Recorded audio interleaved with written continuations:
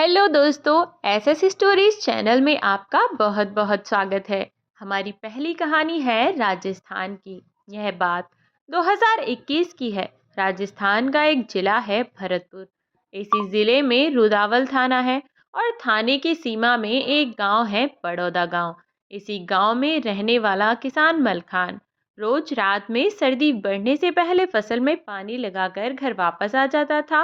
लेकिन 18 नवंबर को पूरी रात बीत जाने पर भी मलखान वापस नहीं आया। परिवार के लोगों को चिंता होने लगी। मलखान गांव में खेती बाड़ी करता था और साथ ही दूध की डेयरी भी चलाता था। रोज की तरह वह सुबह खेत पर गया, लेकिन काफी देर तक घर वापस नहीं लौटा। जब वह समय पर नहीं आया तो उसके परिवार वालों को उसकी चिंता होने लगी। मलखान गांव में खेती बाड़ी करता था और साथ ही दूध की डेयरी भी चलाता था। रोज की तरह वह सुबह खेत पर गया, लेकिन काफी देर तक घर वापस नहीं लौटा। जब वह समय पर नहीं आया तो उसके परिवार वालों को उसकी चिंता होने लगी।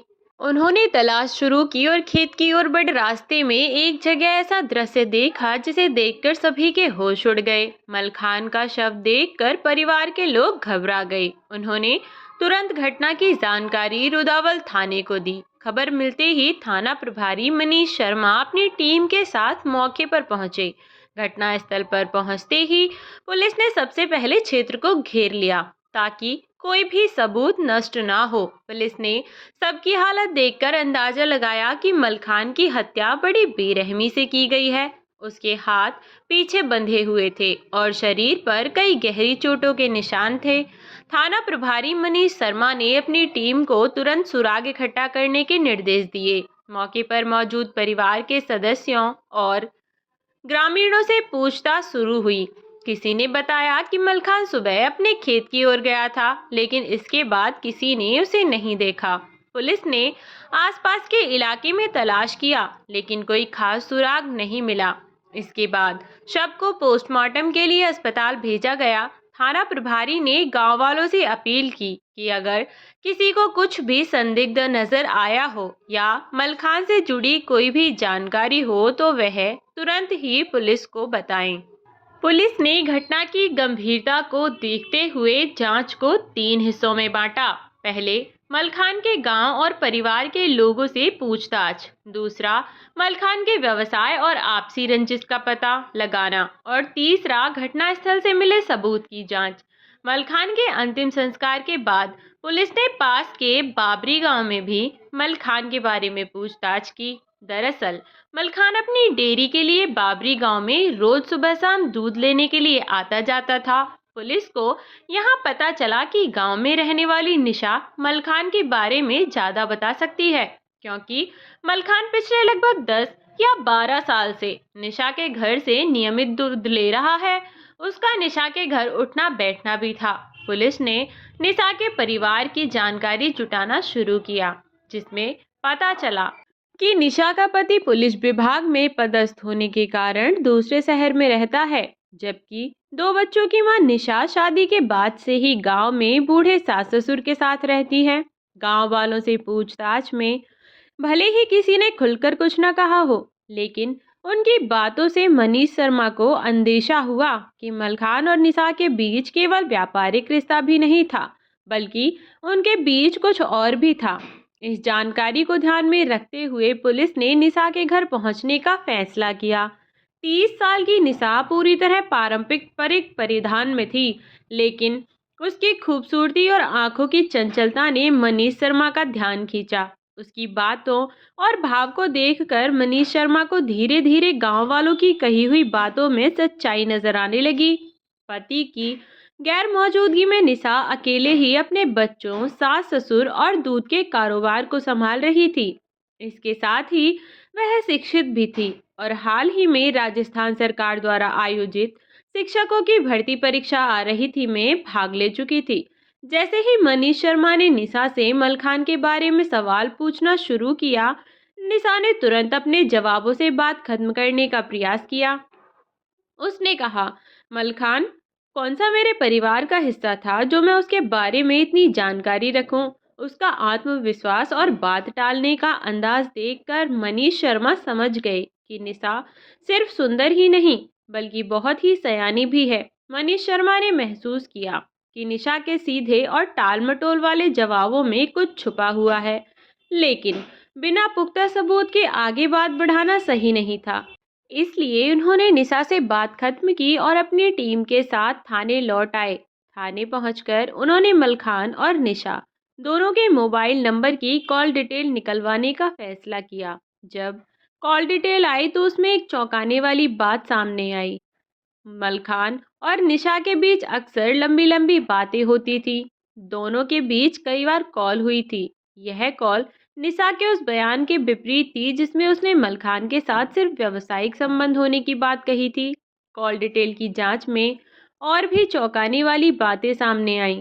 घटना से कुछ घंटे पहले निशा ने किसी अनजान नंबर पर भी संपर्क किया था। इस जानकारी ने मनीष शर्मा का शक और गहरा कर दिया।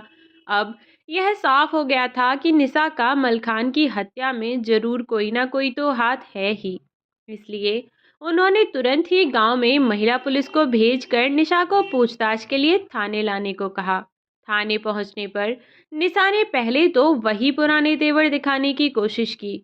उसने अपनी बेगुनाही जताई और खुद को घटना से पूरी तरह अलग बताने का प्रयास किया, लेकिन इस बार पुलिस के पास उसकी बात को गिराने के लिए पर्याप्त सबूत थे। मनीष शर्मा ने निशा के सामने मलखान के साथ हुई उसकी कॉल डिटेल और घटना से जुड़े अन्य सबूत रखे। निशा ने शुरुआत में इन सबूतों को नाटने की कोशिश की, लेकिन जैसे जैसे पुलिस ने सवालों का दबाव बढ़ाया और तथ्यों को सामने रखा, निशा का आत्मविश्वास डगमगाने लगा और लगातार सवालों के आगे आखिरकार निशा टूट गई। उसने बताया कि मलखान के साथ उसके अवैध संबंध थे। बड़ौदा निवासी 50 वर्षीय मलखान गुर्जर खेतीबाड़ी के साथ साथ गांव में दूध की डेयरी भी चलाता था। हर दिन सुबह सुबह वह आसपास के गांव से दूध खरीदकर अपनी डेयरी के लिए लाता था। इसलिए वह बाबरी गांव की रहने वाली निशा के घर से भी नियमित रूप से दूध लेता था। मलखान ने निशा के घर से दूध लेना तब शुरू किया था जब वह नई नवेली दुल्हन बनकर अपने ससुराल में आई थी। निशा का पति पुलिस विभाग में नौकरी करता था और अपनी तैनाती के चलते अधिकतर समय घर से बाहर ही रहता था। इस वजह से निशा गांव में अपने बूढ़े सास ससुर और बच्चों के साथ रहती थी। शादी के कुछ वर्षों के बाद ही निशा 2 बच्चों की मां बन गई और उसने घर की पूरी जिम्मेदारी अपने कंधों पर ले ली। मलखान पिछले 10 साल से हर रोज निशा के घर दूध लेने आता था।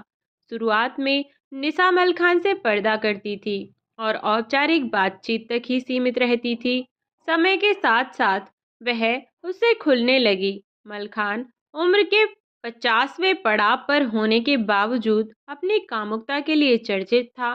धीरे धीरे उसने निशा में दिलचस्पी दिखानी शुरू कर दी। अब दूध लेने के बहाने मलखान अक्सर निशा के पास बैठने लगा। वह न सिर्फ दूध के बारे में बात करता बल्कि उसके हालचाल भी पूछता।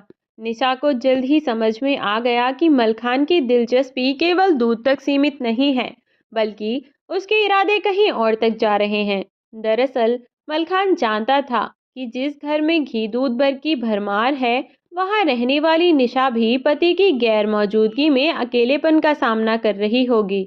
यही सोचकर उसने नज़दीकी बढ़ाने की कोशिश शुरू की। निशा, जो पहले से नजरअंदाज करती थी, धीरे धीरे उसकी बातें और हाव भाव को समझने लगी। इस तरह दोनों के बीच एक अजीब सा रिश्ता पनपने लगा। घर में ही अधेड़ मलखान और जवान निशा के बीच संबंध बन गए।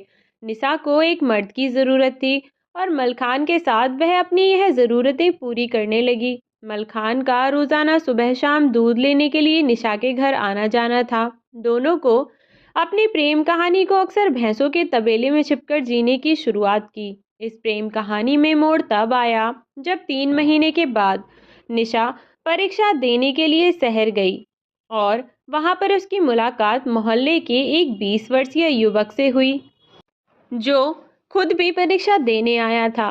शाम को दोनों एक ही बस से गांव वापस लौटे। बस में भारी भीड़ थी और इस स्थिति में निशा उस युवक के बहुत करीब खड़ी हो गई।